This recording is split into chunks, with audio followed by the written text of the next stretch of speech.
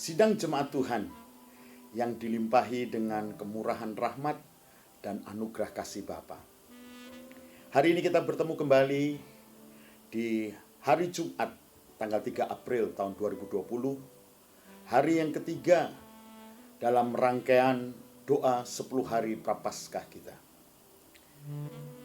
Puji Tuhan, sepanjang 10 hari yang sudah dan yang sedang berjalan, kita bersama-sama mengadakan waktu untuk mendekat dan merendahkan diri menghampiri tahta anugerah kemurahan-Nya.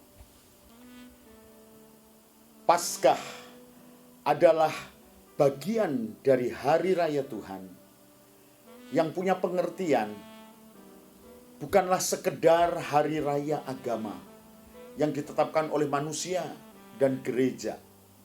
Dalam hal ini mungkin sinode, denominasi, atau organisasi keagamaan. Melainkan satu perintah dan ketetapan Allah, di mana kita dituntut untuk merayakannya. Maksudnya, hari-hari raya Tuhan adalah hari atau waktu Tuhan di mana Tuhan sedang melaksanakan rencana agungnya, yaitu karya anugerah keselamatan yang besar, yang ajaib, agung, dan mulia untuk kita manusia ciptaannya. Oleh karena itu, kita dituntut untuk merayakannya. Merayakan di sini bukanlah memiliki pengertian seperti kita mengadakan acara syukuran, pesta, hura-hura, dan semacamnya. Namun, suatu tindakan iman untuk kita mengadakan waktu atau mengkhususkan dan memberi perhatian yang lebih untuk kita mendekatkan diri, berdoa, dan menghampiri tahta kemurahan anugerah kasih-Nya. Seperti tertulis dalam kitab Yesaya pasal yang ke-55 ayat yang ke-6 hingga ayat yang ke-9. Firman Tuhan berkata, "Carilah Tuhan selama Ia berkenan ditemui. Berserulah kepadanya selama Ia dekat.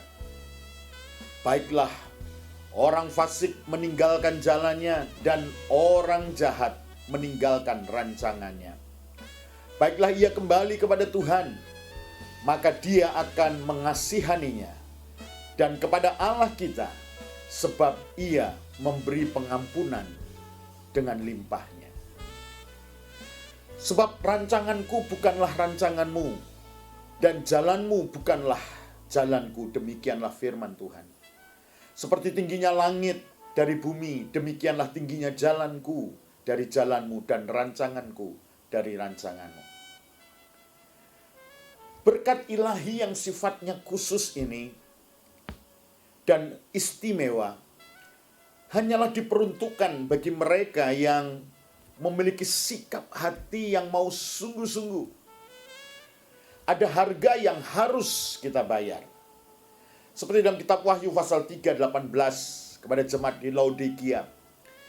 Firman Tuhan berkata, "Aku menasihatkan engkau supaya engkau membeli daripadaku emas yang telah dimurnikan dalam api, agar engkau menjadi kaya, dan juga pakaian putih, supaya engkau memakainya agar jangan kelihatan ketelanjanganmu yang memalukan. Dan lagi minyak untuk melumas matamu supaya engkau dapat melihat." Jemaat yang dikasihi Tuhan, Paskah adalah manifestasi dari hakikat Allah itu sendiri yang adalah kasih. Kematiannya di kayu salib adalah pusat dan epicentrum dari kuasa kasih ilahi Allah yang melampaui segala batas-batas kehidupan fana di bawah kolong langit ini. Perbedaan yang ada pada manusia karena suku, ras, bangsa, budaya, dan bahkan agama tidaklah dapat membatasi dan menghalangi kuasa kasih ilahi-Nya. Ia melampaui semuanya, baik yang di sorga, yang di bumi, bahkan sanggup menerobos dan menghancurkan benteng-benteng dan gerbang neraka.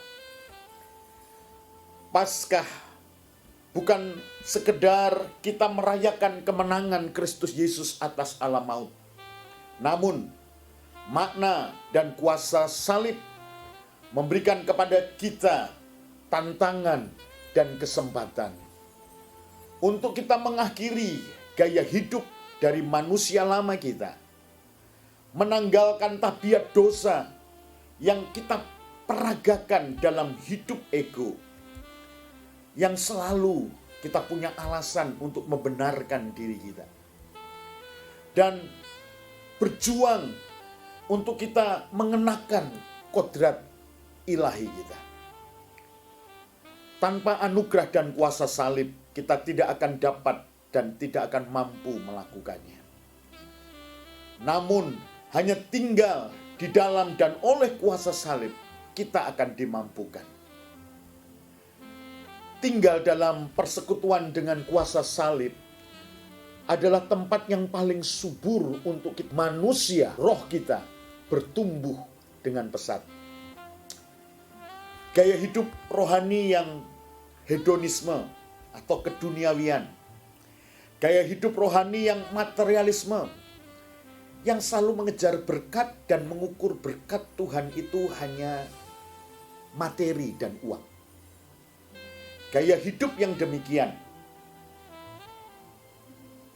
yang mengikut Tuhan hanya selalu berfokus pada diri sendiri, serta memuaskan keinginannya sendiri, adalah kehidupan Kristen yang bukan menjadi sekutu salib. Namun sebaliknya, firman Tuhan berkata, mereka sesungguhnya adalah seteru salib. Filipi pasal yang ketiga, ayat yang ke-18 hingga yang ke-19. Karena seperti yang telah kerap kali kukatakan kepadamu, dan yang kunyatakan pula sekarang sambil menangis, banyak orang yang hidup sebagai seteru salib Kristus. Kesudahan mereka ialah kebinasaan. Tuhan mereka ialah perut mereka.